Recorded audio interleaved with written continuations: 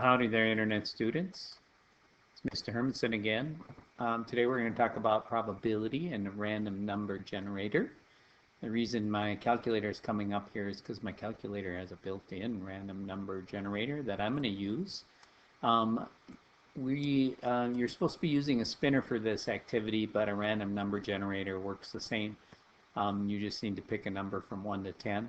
If you have a spinner at home, you can use that to do it on your own. Otherwise, just right now, maybe pause the video. And what I did is I just Googled random number generator.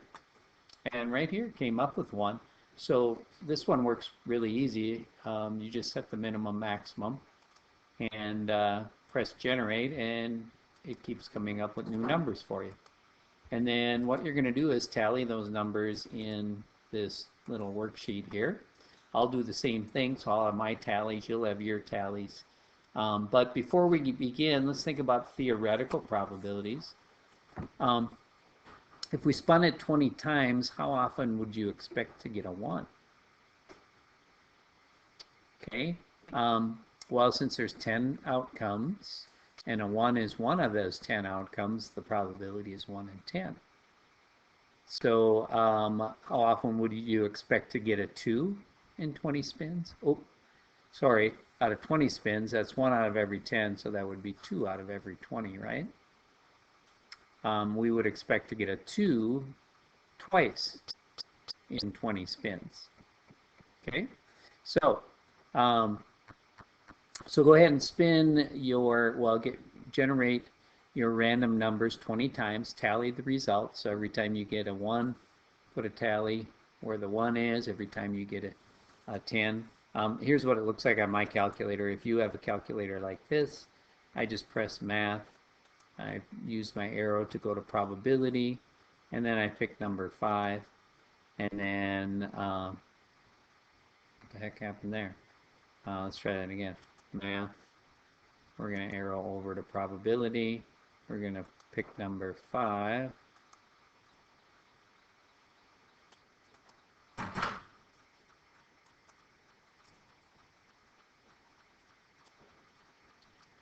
All right, got it to work here. Now I'm going to just put in 1, and then the comma, and then 10. And you can actually make it get you more than 1 if you want. You could comma however many you want, but I'm just going to do 1 at a time, so I'm just going to put a parenthesis here. Press enter. And now every time I press enter, I get another random number. So I'm going to do my 20, you do yours, and go ahead and tally those up. All right, so here's my tallies. So the relative frequency is what you actually got in your experiment. Okay, so it's not what you would expect for your theoretical probability, but what you actually got. Okay, so we're going to fill in our relative frequency for our spins. I got 0 1s. So my relative frequency for 1 was 0 out of 10. For 2 is 1. So happened 1 time, so that's 1 out of, whoops, sorry, that should be out of 20, right, you guys? Out of 20. Okay, so go ahead and fill in the rest of yours. So this would be 3, and so that's 3 3s out of 20 spins. All right. Now we can fill in our theoretical probabilities. Remember we talked about that we should get a 1, 1 out of every 10 spins, or 2 out of every 20. So these are all 2 out of 20 because they are equally likely to come up. So go ahead and fill those in. All right, so let's talk about this. What did you notice about your relative frequency, so your experimental probability, and your theoretical probability? Well, you should notice they are generally different. So just because of theoretically it says we're going to get 2 10s in every 20 spins, what actually happens might be different. Because anything can really happen. All right. What would you think would happen if we spun the spinner 100 times instead of 20 or 1,000 times? Think about that for a second. Well, you should be thinking that um, the more times you do an experiment, the more likely it's going to be closer to the theoretical probability. So out of 100, you're probably going to get closer to 10 out of 100, um, or 100 out of 1,000 of any one of the numbers. Okay, you probably won't get exactly that, but you'll probably get closer to that than you would when you just do it 20 times. All right, so if you have a TI-30 multi-view calculator, you can create the spinner by doing a random thing on there. So go ahead and look at the directions here to find that. For me, on mine, so you have to press this little probability button, and that if you press enter, it'll come up. It looks like you have a random integer on there too if you wanted to pop integer, but we're just going to do random generated decimal numbers. So on mine I would do number 1, press enter, and I get the number 0.4638 something something something. All right, so once you have that ready to go, you're going to go ahead and fill in. You're going to do 20 randomly generated numbers and tally them. I will do that also. So if the number begins, the number that I just showed you on my calculator, that was started with a 0.4. So I'm going to put a tally right here at 0.4. Okay, I'll do it again. Press enter, and that one's 0.9. So I'm going to put a tally there at 0.9. And I'm going to do that 20 times, and I'm going to let you do that 20 times also. All right, so here's what I came up with. Now we're going to make a histogram of this on the next page. All right, so here's my tallies.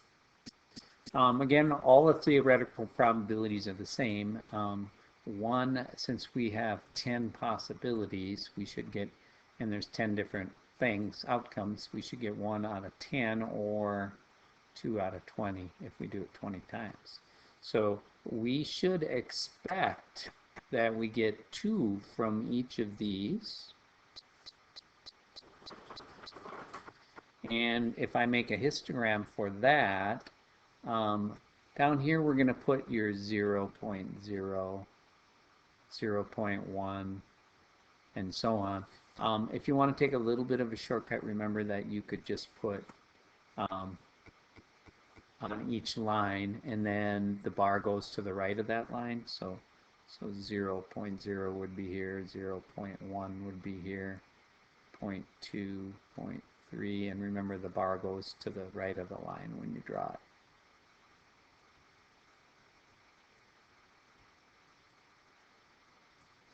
Okay, and so this histogram, we would just go up. You should label your frequency slide, but each bar would just be too high. So it would look like this, just too high for every category there. Okay, now which type of probability would you use to answer a question about how many times do you expect something to happen? That's your theoretical probability, okay? Not your experimental probability, okay? So go ahead and make a histogram of your data, your actual data right here.